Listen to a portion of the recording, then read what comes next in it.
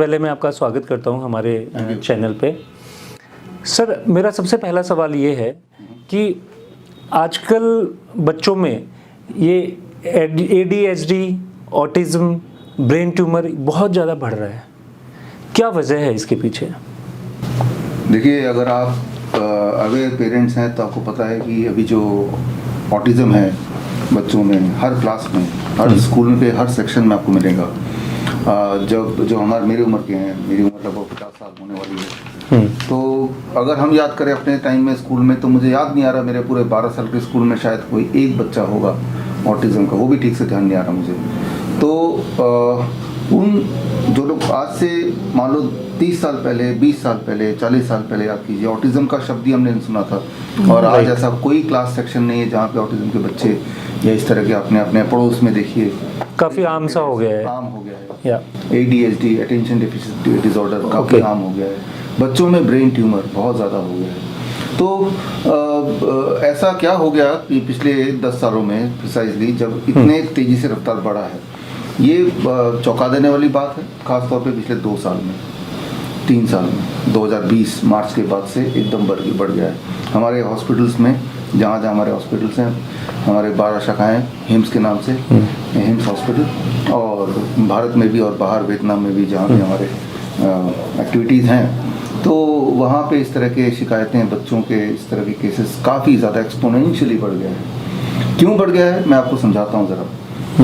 आप ध्यान से देखिए, मान लो मोबाइल लेते हैं, अब बच्चों के हाथ में मोबाइल सब पेरेंट्स ने दे दिया आजकल, राइट। और ये जो मोबाइल है, कि आपके समझाने के हिसाब से बता रहा हूँ, जब इसको आप कान में लगा के जब बात करते हैं, तो अगर 5 मिनट से ज़्यादा बात करेंगे तो आप देखेंगे कि ये कान ये थोड़ा गर्म हो जाता है, गर्म होने लग जाता है, ये गर्म होने लगता है। ये जो गर्म होगा तो इसका नेक्स्ट फेज है कि आपके इस एरिया में ट्यूमरस ग्रोथ शुरू हो जाएगा।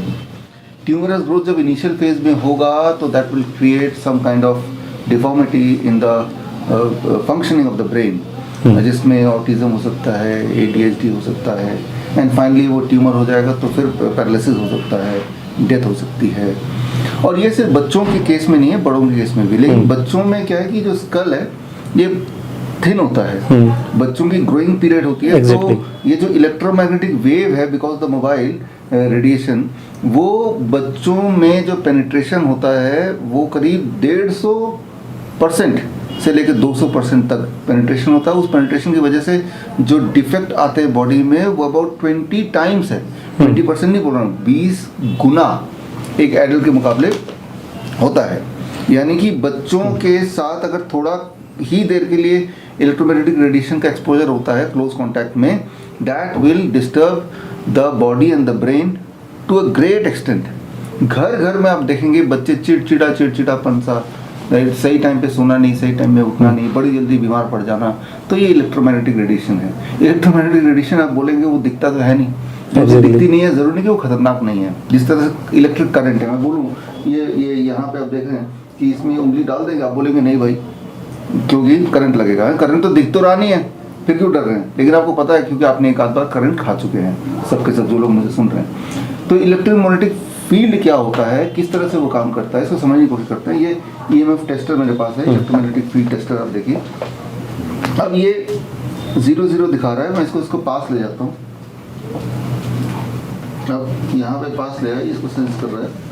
अब ये सेंस करते करते ये जब लाल जो वार्निंग आया, इस वार्निंग का मतलब ये है कि ये डेंजर जोन में है। मतलब इतने लेवल का इलेक्ट्रोमैग्नेटिक फील्ड अगर आपके बॉडी में आएगी, जाहिर सी बात है आ रही है, बिकॉज हम दोनों बैठे हैं, हालांकि थोड़ा दूर बैठे हैं, तो थोड़ा और पास चले जाएंगे तो ये वाली इलेक्ट्रोमैग्नेटिक फील्ड हमारे बॉडी में आएगी। और AC तो भी बंद है, तो AC में 0 होगा, जबकि ये चालू है, इसमें इलेक्ट्रिक फील्ड है, तो दिस इलेक्ट्रोमैग्नेटिक फील्ड। और तो ये फोन्स में भी होता है, जितने भी गैजेट्स हैं उसमें भी होता है। फोन में भी है, ये जैसे फोन रख दिया मैं इसमें। अब अगर देखें या फोन में आप देख रहे हैं, ये मैग्नेटिक फील्ड है, ये इलेक्ट्रिक फील्ड है, ये दोनों के दोनों हैं इसमें। लेकिन अगर ये फोन अगर चलने लगेगा, मान लो मैं आपको फोन करता हूँ, आप मुझे फोन करते हैं, तो ये एकदम से डेंजर जोन में आ जाएगा। तो जब आप किसी से बात करते हैं तो फोन चल ही रहा होता है, तो ऑलरेडी डेंजर जोन में होता है, राइट। तो पिछले 2 साल 2.5 साल में जबकि बच्चे घर पे ही रहे थे, तो बच्चों के हाथ में गैजेट दे दिया गया, ऑनलाइन क्लासेस शुरू हो गई, बच्चे के पास मोबाइल आ गया, लैपटॉप आ गया, तो बच्चों को यूँ मान लीजिए कि बैठे बिठाए टाइम बॉम्ब, यूँ मान लो कि बच्चे को दिन में आप 10 सिगरेट पीने के लिए मजबूर कर दें तो जितना बॉडी में डैमेज होगा उतना डैमेज इस ये खिलौने की तरह दिखने वाला मोबाइल से बच्चों को हो रहा है हर पल। और आप देखेंगे इवन जो आजकल मान लो जो वर्किंग क्लास तो छोड़िए, इवन लेबर क्लास में जो मजदूर होते हैं वो भी अपने बच्चों को आजकल ना जाने कैसे मोबाइल उनके हाथ में भी मैं देखता हूँ सड़क पे बच्चों के हाथ में रहता है, वो उसमें गुम रहते हैं। सर मैं इसके निवारण के बारे में तो पूछूंगा ही, ये जो भी प्रॉब्लम्स हैं, लेकिन मुझे एक चीज़ समझ में नहीं आती। पेरेंट्स को देखा है मैंने 6 महीने के बच्चे को फीड करा रहे हैं तो मोबाइल के बगैर वो फीड नहीं करते। ये ऐसा दौर क्यों चल पड़ा है, क्या रीज़न है इसके पीछे? कन्वीनियंस है, उनको सिर्फ ये पता है कि इससे कन्वीनियंट आसान है, बच्चों का अटेंशन भी मोबाइल की तरफ है, माँ भी एंगेज्ड है। प्रेगनेंसी के दौरान जो मदर्स मोबाइल के साथ ज़्यादा रहती हैं उनके बच्चों का एक तो मिसकैरेज ज़्यादा होता है, उनके बच्चों में ऑटिज्म ज़्यादा होता है, उनके बच्चों में डायबिटीज़ टाइप 1 या ऑटोइम्यून डिजीज़ ज़्यादा होता है, उनके बच्चों की ग्रोथ गड़बड़ होती है। तो ये सारी चीज़ प्रूवन चीज़ें हैं, ये कोई नई बात नहीं बता रहा हूँ, this is already a proven science, right. तो लेकिन ये बात उनको शायद नहीं पता, उनको सिर्फ ये पता है कि इट इज़ कन्वीनियंट, राइट। एक 5 साल के बच्चे को मोबाइल पकड़ा दो, वो पूरा दिन डिस्टर्ब नहीं करेगा, वो उसी में लगा रहेगा। जितना कि खिलौने से ही बच्चा बोर हो जाता है लेकिन मोबाइल से कभी बोर नहीं होता। तो ये कारण है, अगर पेरेंट्स चाहते हैं कि उनके बच्चे को ऑटिज्म ना हो या फिर उनके बच्चों को ADHD, ब्रेन ट्यूमर, इस तरह के डेडली बीमारियां ना हो, तो उनको इस तरह के इलेक्ट्रोमैग्नेटिक रेडिएशन से बचना पड़ेगा। ख़ास तौर पे याद रखिए, बात करते वक्त तो ठीक, लेकिन रात को जब सोते हैं आप सोचिए, ज़्यादातर लोग जो सुन रहे हैं तब ये मोबाइल कहाँ रहता है, आपके बिल्कुल करीब रहता है। रात भर जब सो रहे हैं तो इलेक्ट्रोमैग्नेटिक रेडिएशन आपके आसपास है, राइट। तो पूरी रात भर जब सोते हैं उसी वक्त बॉडी रिपेयर मोड में होता है, लेकिन इलेक्ट्रोमैग्नेटिक फील्ड होगा तो रिपेयर मोड में बॉडी जा ही नहीं पाएगी, that becomes even more dangerous. दिन में रेडिएशन से उतना खतरा तो है ही है, लेकिन रात को खतरा कई गुना बढ़ जाता है जब आप सो रहे होते हैं और तब भी रेडिएशन के घेरे में होते हैं। सो ये है कारण। इसके उपाय क्या है सर, मतलब कैसे बचा जा सकता है? ये मतलब इनसे दूर रहना ही एक उपाय है? आज ये हमारे मतलब देखा जाए तो आम जीवन की, चाहे वो बिजनेस वाले लोग हों, चाहे नौकरी पेशा वाले लोग हों, चाहे गृहिणी हों, चाहे स्टूडेंट्स हों, सबके लिए ये बहुत एक लाइफ लाइन सी बन गई है, ज़रूरी भी हो गया है। मतलब कि बिना फ़ोन के आपका काम ही नहीं चलेगा। आपको चुनना पड़ेगा, हेल्थ या फ़ोन, या फिर यूँ चुनने, वेल्थ या हेल्थ चुनना पड़ेगा, या हेल्थ या करियर। अगर आपको करियर मोबाइल से ही मिल सकता है तो आप एक पेरेंट, आप सोचिए कि एक तरफ है कि आपका बच्चा मंदबुद्धि बन जाएगा लेकिन उसको डिग्री हासिल कर पाएगा, दूसरा है कि वो हेल्दी बिल्कुल रहेगा, स्वस्थ रहेगा लेकिन डिग्री नहीं रहेगा। तो आप क्या चुनेंगे, राइट। या आपका बच्चा रहेगा ही नहीं, वो तो ब्रेन ट्यूमर है, वो तो ब्रेन डेड हो जाएगा, राइट। तो आपको ये देखना पड़ेगा किसी भी कीमत में, the priority is always the health.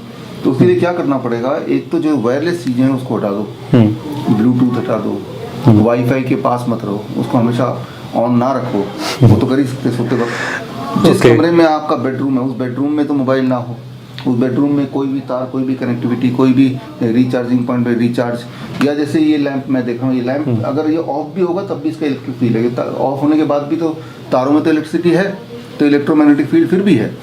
तो इसको स्विच बोर्ड से हटा दिया, रात को तो ऑफ ही रहेगा। तो स्विच बोर्ड आपके जितने भी हैं कमरे में, रात को सारे प्लग्स को आउट कर दो, जो प्लग काम में पंखा उनका एक चल रहा है वो अलग बात है, राइट। लेकिन जो चल नहीं रहा लेकिन अपने स्विच बोर्ड पे लगा हुआ है, चार्जर चार्जिंग पॉइंट पे लगा हुआ है, तो इलेक्ट्रोमैग्नेटिक फील्ड फिर भी कर रहा है, हालांकि चार्ज नहीं भी कर रहा है, मोबाइल लगा नहीं उससे तब भी कर रहा है। हाँ, लोग छोड़ देते हैं, मतलब छोड़ ही देते हैं, फोन निकाला वो स्विच ऑन रह गया। तो ये तो केयरलेसनेस हुआ। तो कोई भी प्लग्स में कुछ भी प्लग इन ना हो, मोबाइल उस कमरे में ना हो, दूसरे कमरे में हो, स्विच ऑफ मोड पे हो, ये वाईफाई बंद हो जाए, और बच्चों का जो टाइम विद द मोबाइल ये फिक्स्ड हो, बहुत ज़रूरी हो तभी करें, उस पर नज़र रखनी पड़ेगी बच्चों के। ऐसे लेविशली कि भाई पकड़ा दिए मोबाइल तो बच्चे का ही मोबाइल है, ऐसा भी है, हर बच्चे को मोबाइल मिला हुआ उसका पर्सनल, वो चीज़ों से उनको हटाएं। तो ये काफ़ी चैलेंजिंग है सर, बट क्या है ना, वर्क फ्रॉम होम कल्चर शुरू हो गया, वाईफाई कितना बंद करेंगे? पेरेंट्स से पूछिए जिनके बच्चों को ADHD हो गया है, ऑटिज्म हो गया है, उनको अगर बोला जाए कि आपको एक और मौका दे रहे हैं कि आप फोन हटा लेंगे तो ये बच्चा एक रात में ठीक हो जाएगा। आप पूछिए चैलेंजिंग ज़्यादा क्या है, ADHD ऑटिज्म के बच्चे को संभालना जीवन भर, जो अपने आप को नहीं संभाल सकते, या इस तरह की चीज़ों को दूर करना, दोनों में से एक चूज़ कर लीजिए, जो आपको आसान लगे वो कर लीजिए, दोनों में से एक तो होना ही है। अगर आप मोबाइल को दूर नहीं करेंगे तो कहीं ना कहीं किसी न किसी रूप में उसका रिपरकशन तो दिखना ही दिखना है, वो दिख भी रहा है। बट सर ये जैसे आप बता रहे हैं कि जितने भी इलेक्ट्रिक गैजेट्स होते हैं और खासकर मोबाइल सबसे ज़्यादा यूज़ होता है, रेडिएशन इतनी बड़ी प्रॉब्लम है, गवर्नमेंट क्यों नहीं हमें इंडिकेशन देती है? सिगरेट के बॉक्स पे लिखा होता है, अल्कोहल के यूज़ पे लिखा होता है, जितने भी हार्मफुल चीज़ें होती है उस पर लिखा एटलीस्ट मेंशन किया होता है। इसमें ऐसा मैसेज क्यों नहीं देती है गवर्नमेंट कि ये हार्मफुल है, इससे थोड़ा बच के रहना ज़रूरी है? आप देती है, लेकिन इतने फाइन लफ्जों में होता है कि आपको भी नजर नहीं पड़ती। आप एक मैं उदाहरण दे रहा हूँ, आपका जो भी मोबाइल है, मान लो आपका सैमसंग का मोबाइल है, सैमसंग का ये मेरे ख्याल से, हाँ, तो जो भी मोबाइल है उस मोबाइल को जब डब्बा आप खरीदते हैं तो डब्बे में एक लीफलेट आता है, और लीफलेट को पढ़िए, उसमें लिखा है, फॉर एग्जांपल सैमसंग वाले लीफलेट में लिखा है कि जब भी आप मोबाइल से बात करेंगे तो 1.5 सेंटीमीटर दूर रखिए। ये नहीं, ये 1.5 सेंटीमीटर दूर अगर नहीं रखेंगे तो आपको कैंसर हो सकता है, तो उसमें तो लिखा है। लेकिन आपको अगर अपना लीफलेट नहीं मिल रहा क्योंकि आपने डब्बा कहीं फेंक दिया, तो एक काम कीजिए, bishrup.com/cellphone fever, एक ही शब्द है, इसमें जाएंगे तो जितने सारे मोबाइल कंपनीज़ के जो लीफलेट्स हैं वो मैंने वहाँ डाल दिए हैं, उसमें आप जाके पढ़ लीजिए, वहाँ लिखा हुआ है। तो लिखा तो हुआ है, लेकिन आपकी आंखें बंद हैं तो क्या कर सकते हैं? और अगर आपने अब तक नहीं देखा तो अब देख लीजिए, अब जो मैंने बोला उसको वेरीफाई कर लीजिए, go for some action. Sir बहुत सारे लोग तो पढ़ना ही नहीं जानते हैं, जैसे फिल्मों में बता तो देते हैं एटलीस्ट स्क्रीन पे कि smoking is injurious to health, तो उस तरीके से कुछ और उपाय हो सकता है इसका, या फिर अवेयरनेस ही एक उपाय है? बिकॉज बहुत सारे लोग हैं राजस्थान में, हरियाणा में, गाँव में लोग हैं जो जिन्होंने बहुत ज़्यादा पढ़ाई की नहीं है।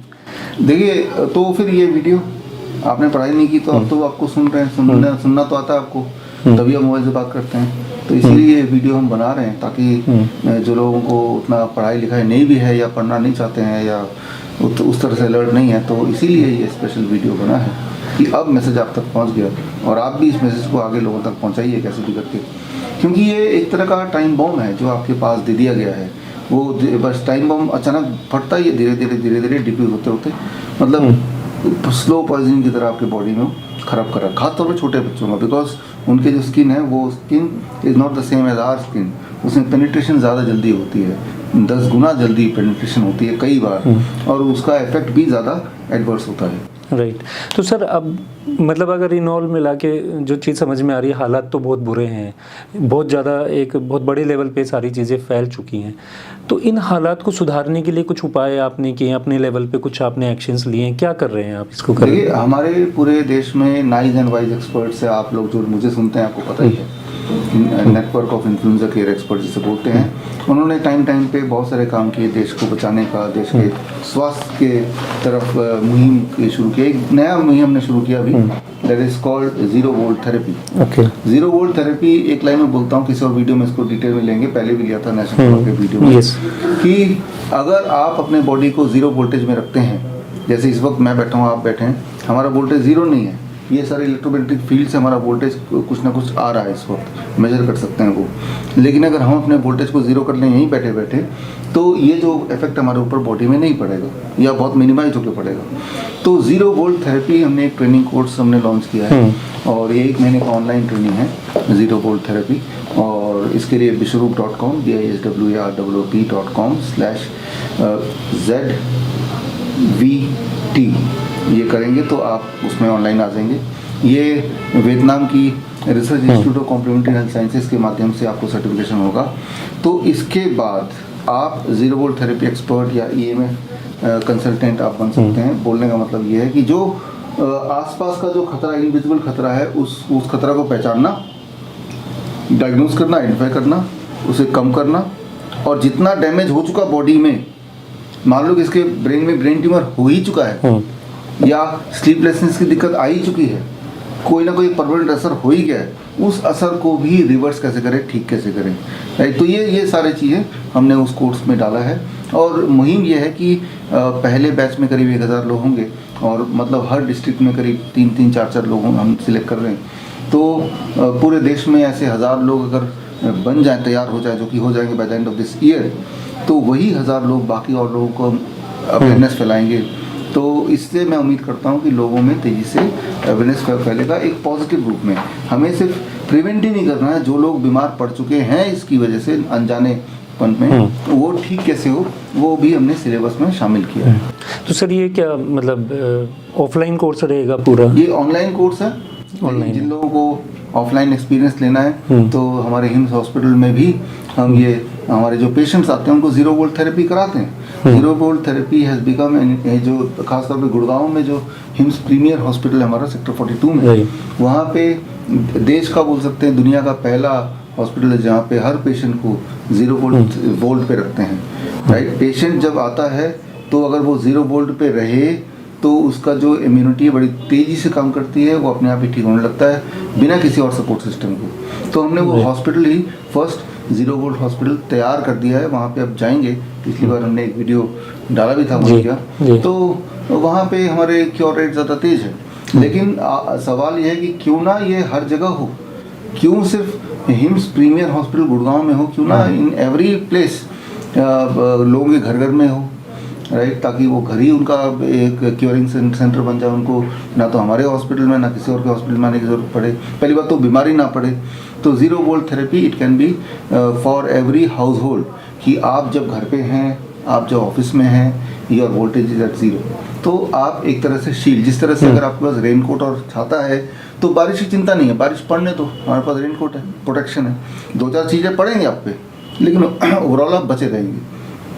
सिमिलरली जब आप कहीं काम करने जाते हैं ऑफिस में, तो ये पॉसिबल नहीं कि बोलेंगे भाई अपना मोबाइल ऑफ करो, एसी ऑफ करो, वाईफाई बंद करो, नहीं तो मेरे हेल्थ में असर पड़ रहा है। You can not say that. After all उन्हीं के साथ आपको भी काम करना है, लेकिन आपने एक इनविजिबल अपने आसपास एक छतरी क्रिएट कर दी, ताकि 0 वोल्ट क्रिएट कर दे एक तरह से, ताकि इन चीज़ों की असर आप पे ना पड़े, राइट। एक कवच, राइट। तो वो कैसे करें, तो यही ट्रेनिंग हम वो फर्स्ट बैच शुरू होने वाला है। जो लोग इंटरेस्टेड हैं वो जो लिंक मैंने बोला bishrut.com/ZVT, उसमें जाके आप अपना एनरोलमेंट कर सकते हैं। आप अपने लिए सीख सकते हैं, और एक बार सीख लिया तो जीवन भर का नॉलेज है। How you can be at 0 volt, यही एक ऐसी थेरेपी है जो बड़े आराम से आप इम्प्लीमेंट कर सकते हैं बिना कोई पैसे लगाए, राइट। क्योंकि मामला सारा इनविजिबल है, यहाँ पे कोई फूड या कोई मेडिसिन इन्वॉल्व नहीं है, सम साइंस ऑफ इलेक्ट्रॉन इन्वॉल्व है, जो कि बड़े आराम से कोई भी सीख सकता है, उसे अप्लाई कर सकता है, और कुछ घंटों में उसका असर भी बॉडी में देख सकता है। थैंक यू सर, इतनी सारी अवेयरनेस के लिए, इतनी सारी जानकारी देने के लिए। तो दर्शकों, मैं आपसे यही दरख्वास्त करूँगा कि जितने भी इलेक्ट्रिक गैजेट्स हैं, खासकर मोबाइल हैं, उनसे बच्चों को दूर रखें। एंड डॉक्टर साहब ने जो भी डिटेल्स दी हैं, उन डिटेल्स पे जाके आप ये जो कोर्स है उसका भी फ़ायदा उठा सकते हैं। और ये अवेयरनेस अपने तक ही ना रखें, बाकी लोगों तक भी पहुँचाएँ, बहुत ज़रूरी है बच्चों को हेल्दी रखने के लिए।